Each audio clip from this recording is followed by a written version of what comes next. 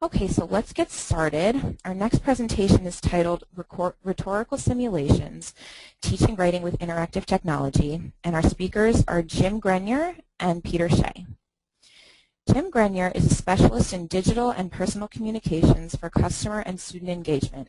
He was named one of 25 thought leaders in the field of virtual communications by the Association of Virtual Worlds in 2012.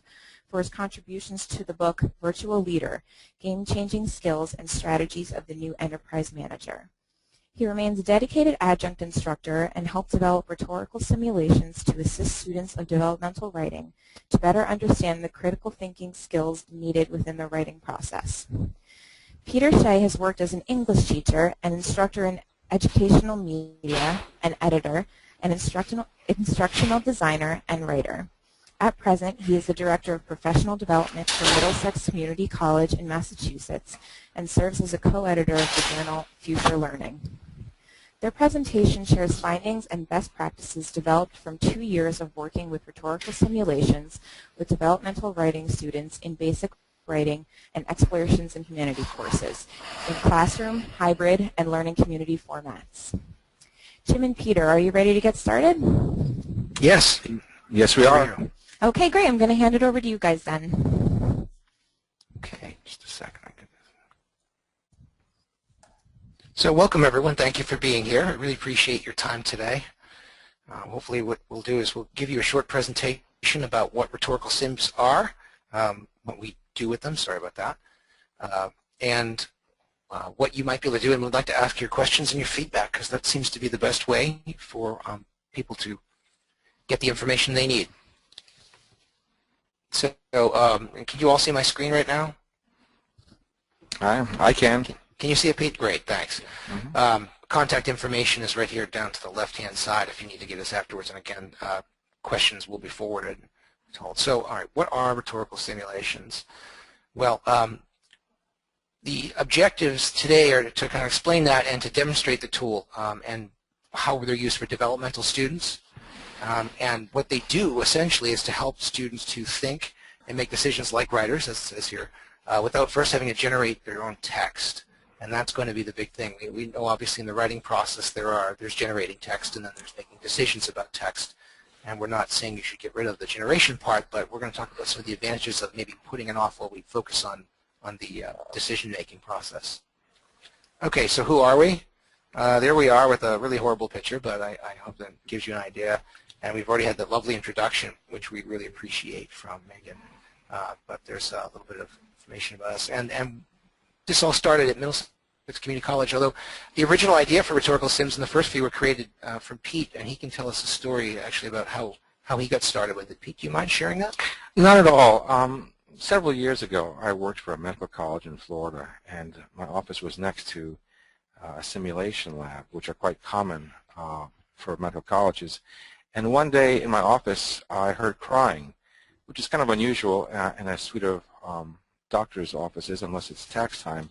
And I went up and I asked what was going on. I said, well, the crying was coming from the simulation lab. I said, well, what do you mean? They said, the students are taking their final medical exam, and one of the medical students, quote unquote, killed her patient. And I remember my reaction to it. To one degree, I felt bad for the poor young woman. On the other side, I thought, it's just a virtual patient.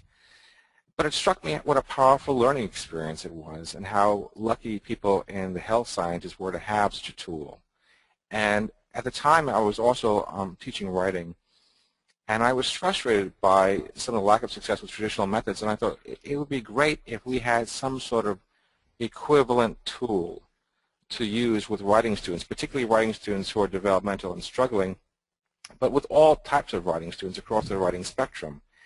It occurred to me from observing students for many years that one of the problems was they spent a lot of energy generating a text, and then they had to think about making selections from what they generated. In other words, what to keep in, what to throw out, and how to arrange what they were keeping. And so I thought, you know, if they had blocks of text, so they just had to assemble based upon a writing prompt and a specific audience, that would lift the burden of having to generate a text and would allow them to focus on the very crucial activity of selecting and arranging. So in a sense, it was simulating a rhetorical situation. They weren't coming up with the original message, but they were arranging pre-existing elements in order to create an effective message. And that freed them up to think about selection and arranging, and then have conversations about how they went about making their decision. And just as importantly, I discovered, since they hadn't created the original text blocks themselves, there was no ego involvement. In other words, they didn't resist criticism of their selections because it wasn't really originally their text. It was a text created by someone else. So the kind of defensiveness that often pervades the teaching of writing and the learning of writing no longer existed, and they could have quite fruitful discussions about what involved writing. So that was basically the genesis of it. So, and after about a year or so, I was responding to a prompt on an email list from Clark Aldridge, who is one of the leaders in simulation design, looking for interesting stories related to the application of simulation-based learning practices. And so I talked with Clark, and he included a portion of a chapter on what I was doing with this technique in his book, Learning Online with Game Simulations in Virtual Worlds. And so that's basically how it started. And we've used it over the years with various writing students, and we've gotten very interesting responses. I've even used it with teacher training.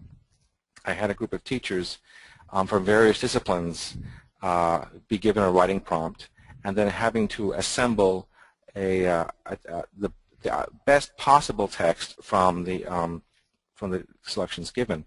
And I was struck by the fact that there were two dominant versions of a potential text created by the teachers, and the split was down by discipline. People on the humanities favored the narrative-driven version, and people in the math and sciences favored the data-driven version, which led to a very interesting conversation about how disciplinary values shape the conception of a good academic text, and how when we talk to students as if there's one ideal academic version of a text, that can be quite misleading. So it's been a very interesting tool from that perspective as well. So what you see on your screen right now is an example of what we mean. It's a very simple tool. You start with a basic prompt, and you are then given 3 potential opening paragraphs to the prompt. And then after reading through the 3 prompts, you choose one by clicking it on, and that will bring you to a second page, which will show you the prompt the text you chose, and then give you selections for a second follow-up paragraph, as so. And then again, you have to read 3 sample paragraphs, but this time you have to make certain that the paragraph you choose connects in tone with the first paragraph you chose. So the choice here is a little more complex. So finally, you choose one of the 3 selections, and you create a very, very short, simple text with a code, version 2-5 in this case. And then what I typically ask students to do is print up their version of the text, and then find other students who have the same version and gather with them. And then those people have to collectively argue why their version of the text is the best possible one. And that leads to some very interesting conversations, and hopefully generate what we think of as rhetorical thinking. So, and actually, what's interesting, and we showed you an earlier photo of Middlesex where Pete and I both work in different capacities, but you might have noticed a really nice-looking campus. Not that they're both not nice, but one of them was extremely nice, and it's the kind of the Rolling Hills traditional campus, and the other is more of an urban setting. So we have quite a diverse group of students as far as who is prepared, preparedness for school, for writing levels, and these different things. And we both teach basic writing. Pete teaches comp. I also teach a developmental course, Explorations in Humanities, which is sort of an intro to humanities, but very hands-on for developmental students. And we've been using them with developmental students for the last, 3 years, I think, Pete, just about now? Yeah, I would say, but yeah, 3 years since we introduced them. I would say 2 or 3, 2.5 to 3 years, I would say. Yeah, and what's interesting and what's good about these for developmental students is it's that whole piece about not generating text at this particular point. And we all have to walk them through, obviously, all the stages of the writing process. But if you can give them the opportunity to look at it, then they're able to take their ego off the line, for example. So they look at it, they can be a little more objective, and they can actually have discussions where they don't feel like what many developmental students feel like over the years, which is they don't feel like they're up to it. They're worried about what people are going to think of them. They have been told they're not good writers, or sometimes they've told themselves they're not good writers over the years. And so the nice thing about that is it takes that element of fear and discomfort off the table, at least, so they can focus on the critical thinking. Another problem, and I'd love to hear your feedback, but some of the things that we've heard, it's probably a common phrase, which is students say, in any level, really, give us a sample of that. Well, we say, well, we would like you to write a piece of expository writing, and they say, I don't know what that means, give me a sample. So if you can give them an example, they look at it and they say, oh, now I know what you're looking for, I understand. So those two factors together, taking the ego off the table and giving them like a concrete example that they can work with, tend to work together. And what you get is a very positive experience for most of these students. And they'll say things like, well, okay, I understand it now. One student I like to talk about, his name is James, and James has some disabilities, and he never exactly articulated what they were, but he has a very difficult time walking, and he's able to walk, but he has a very difficult time, and he has a hard time with reading, and so a number of things.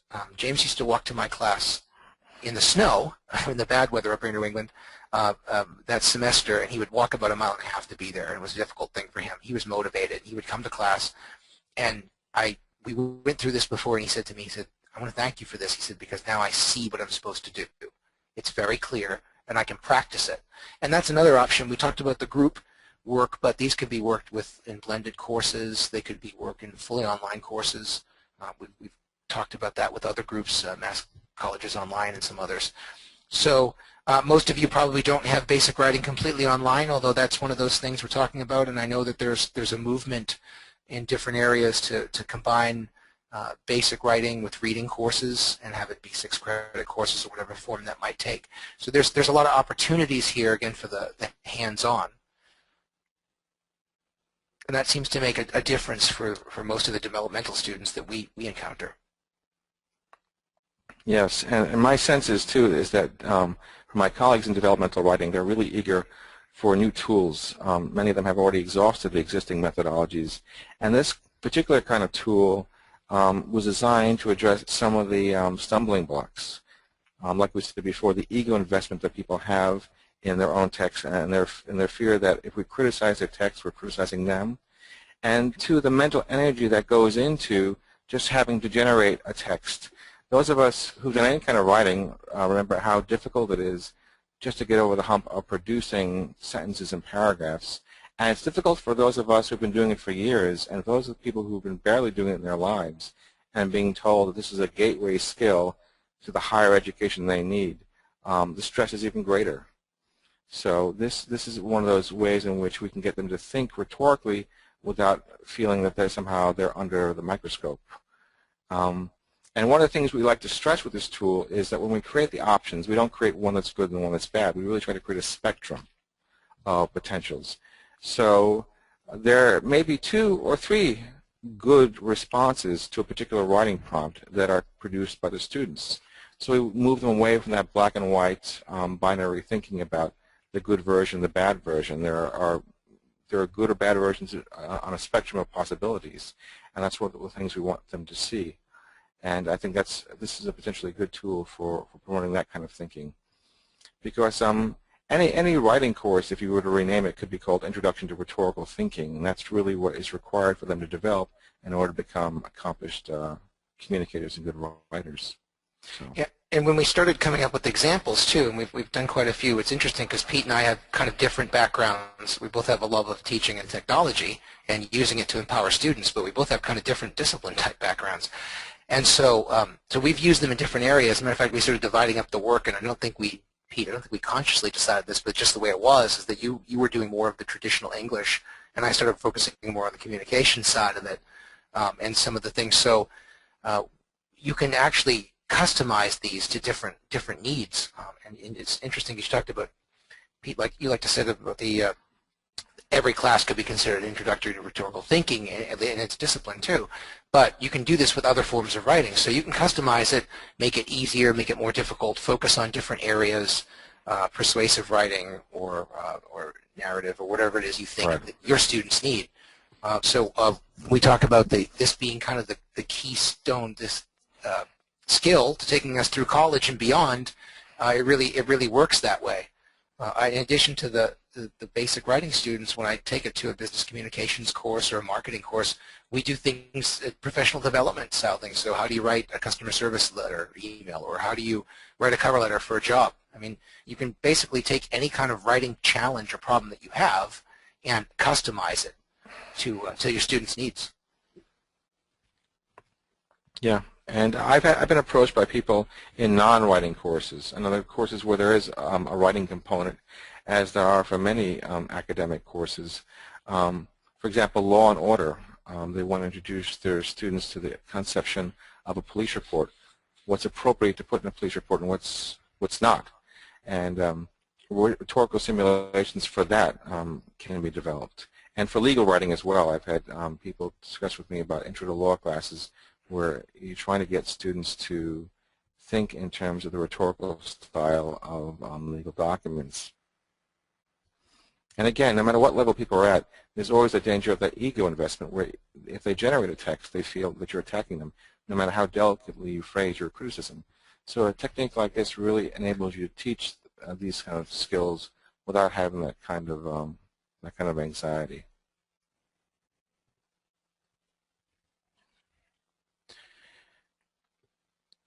Sorry, so we're jumping a little ahead there. So I'd like to open the floor, actually, if you have questions.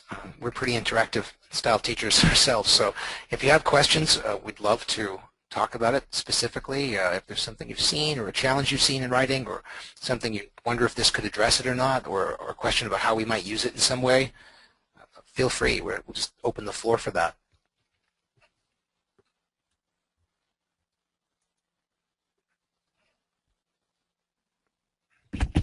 Hi, Jim and Peter. We do have a question from the audience. Let's see. His name is Luke, and he said, I really like this idea. He's referring to your activity. I really like this idea as it gets students actively practicing before they gain mastery. I was wondering, have you considered migrating this to a fully interactive online module which includes some feedback for each paragraph combination?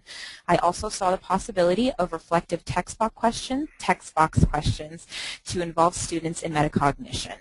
Mm-hmm. Yeah, actually, we have, Luke, and thank you for your question. That's excellent. That's actually a fairly common question.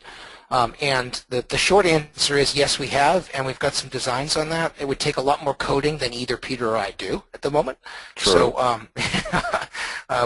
we do a little of that, but it's really not in either of our basic area. So yes, and the reflection. One of the questions we got last time we gave this presentation at an academic conference was, and we open it up to the floor. That's really kind of our style. And one of the questions was, it was very similar to your asking about the reflection box, where they'd say, well, is there a right answer you could give a student, or could you prompt the next, as it came up, suggestions based upon the student's previous questions? So that kind of idea, or the ability even to, what you might have meant, and I'm sorry we're not able to speak quite as much just voice, but one of the things, it would be something like, and I don't know if you're suggesting that the student type it in and then this teacher can go back and go through it and respond. That's another possibility too. Yeah. When I first started making these, I wanted to point out that I deliberately chose the technology to keep the technology simple, because I realized when I introduced it to teachers and I used the more advanced kind of software, I would mention that and they would get scared because of the technology and anxiety that many teachers have. So I deliberately kept the principle as simple as possible, but with an idea that once people became comfortable, we could create a more fully developed interactive version of it, like the one you're referring to. Okay, great. Thank you. We have another question from Nora from Illinois Valley Community College, and she asks, what technology do you use to create these simulations? Can you talk a bit about the process of creation and dissemination? Yes, I first started creating them. The first ones were created with a program called Adobe Captivate, which creates interactive sims. And then I realized I didn't need something that complicated. I basically started at some point and then with Jim's assistance, create using PowerPoints and using the hyperlink tool in PowerPoint to create the branches of choices. And then I saved it as an Adobe PDF so it'll be more web friendly. So that's basically the only tool that I use that we use for basic RHET Sims is a PowerPoint, which is then saved as a PDF file. And the nice thing about that too is it really empowers teachers, at least at this level, to customize this as much as they want, as that they need to. In fact, when we give a talk in a face-to-face format, we always offer, we said, get in touch with us afterwards. We're happy to help you to customize them and make a few on your own.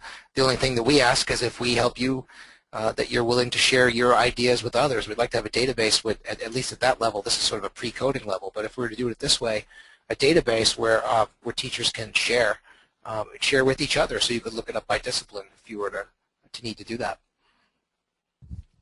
Yeah. Okay. Okay, and we had another one just come in from Gwen from Ivy Tech Community College. She said, I like the idea of SIM as part of a course, but I wonder if that is the only component to the class. How would you help them to explore their own ideas and generate their own text as well?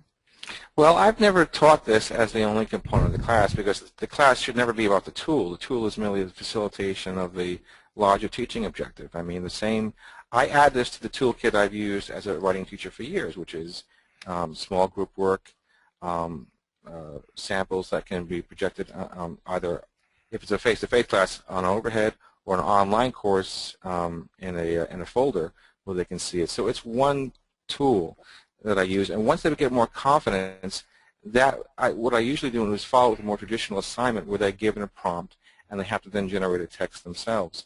But I found I found that using it as a good pre-writing tool works fairly well because it gets them thinking like a writer before they have to do the full writing task itself. And in the past, that usually came down to simply conversations among the students and myself about what constituted a good text. But this I found was the kind of missing link. But again, I'm a great SIM enthusiast, but I wouldn't just use SIM, again, because it's never about the tools. It's about what you're trying to achieve with the tools. So that's the approach that I take. Okay, thank you for clarifying that. We have one last question from Tim, who asks, do you find that the technology is just another barrier for ESL or ELL students, or is it even in the playing field at all? It's very simple. I would use this with elementary school students as well. I mean, my son could do this. I mean, it's simply a matter of giving them a prompt, making a few selections on a screen, and then getting an output. And the output can be either read off a screen or printed up. So the technology is it was deliberately meant very simple because my own experience in instructional technology, working with both teachers and students, is sometimes fear of the technology gets in the way of the objective. So it's best to introduce something with a very simplified technology so they understand the principle, and then once that comfort level is established, move on to more complex technology. But no, for ESL, I don't see this as an issue. Yeah, matter of fact, most of my classes that have been basic writing classes, all the basic writing classes actually have been through flexible studies, and up until this year, we always have combined the basic writing with the basic ELL students. So there was one semester where I had actually 7 native languages, if you include English, which is mine. But wow. there were Spanish, Portuguese, Chinese, Greek, English, and then there were 2 more. There was one gentleman who spoke a dialect. He's from India. He's a doctor, actually. He's brilliant, but very, very heavily accented. And then Korean, I believe it was. So we're talking about, that was a few years ago, and I actually did use this with them, and they like to, obviously, when you're working with someone who's an ELL learner, sometimes the visuals help them quite a bit because it's not just the audio, it's the visual. They can see the words, and it helps them to process that a little bit easier.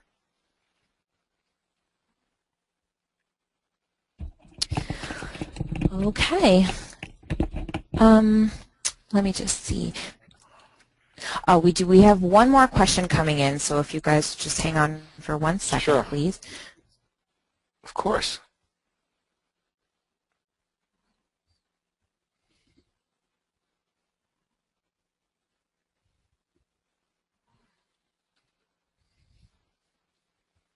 Okay, yeah, we have someone named Jamie who's wondering if you could walk us through one of your sims, if you guys have time for that, since we have a little bit of time left in this session. Just Sure. you know, just walk it through as Yeah. a student would see it, maybe. Sure, absolutely. You know, the screen's not going to look as pretty because you're going to see all the things in the background here. But we can do that. Sure, sure. Let's get off the PowerPoint and let's go to it.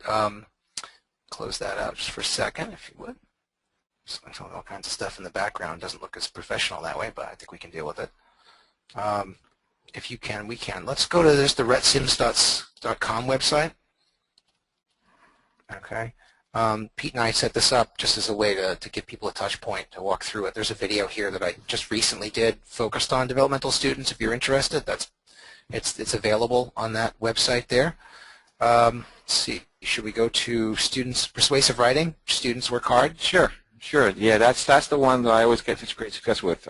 It's great with teachers because it really shows them how their disciplinary. That's the one where they really broke down between disciplines about what was important.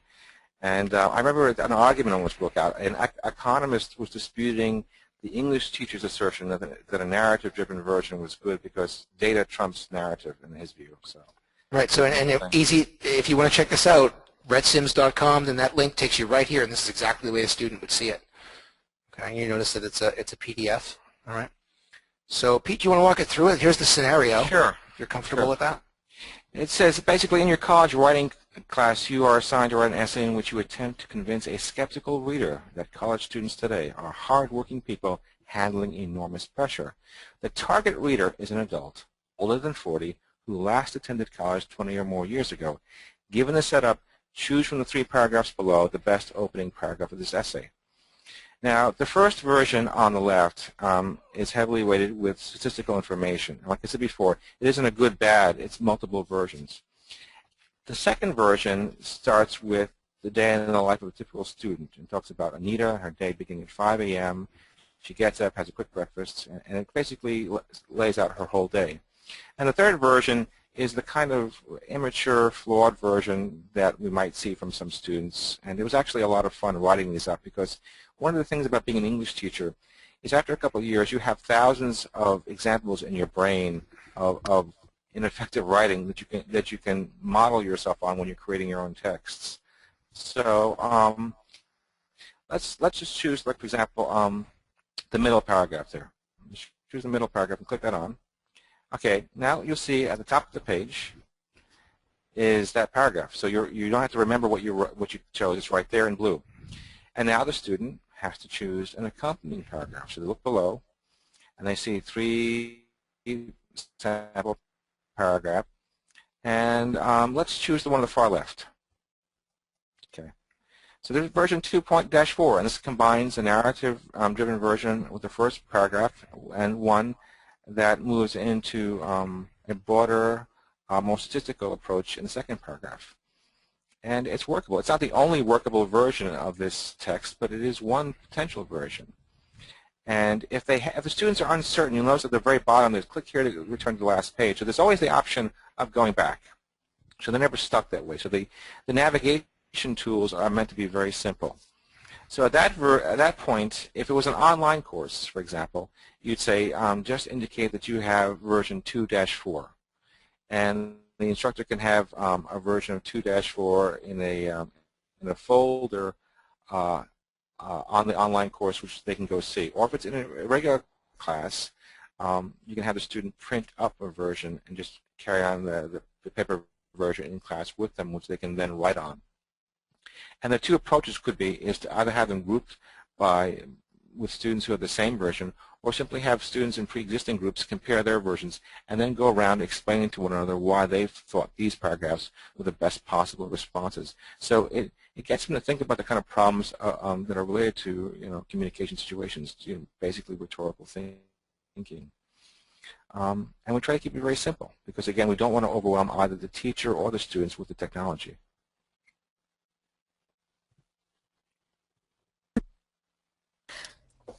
Okay. Thank you both so much for walking through that. I know it wasn't exactly planned, but I think everybody really benefited from just seeing you guys walk through it. Right. Okay, well, thank you guys so much for this great great session, Jim and Peter. And thank you to all of you who stayed online with us, throughout the day and through this session. Just as a reminder, all these sessions were recorded today, and we'll be posting the recordings and the PowerPoints to the Speaking About website. All of you that attended will be receiving an email once those materials go up. So you'll be good to go. Thank you. Thank you. Thank you so much. Can I just... Thank you, everyone. Have a good day. Goodbye. Good day.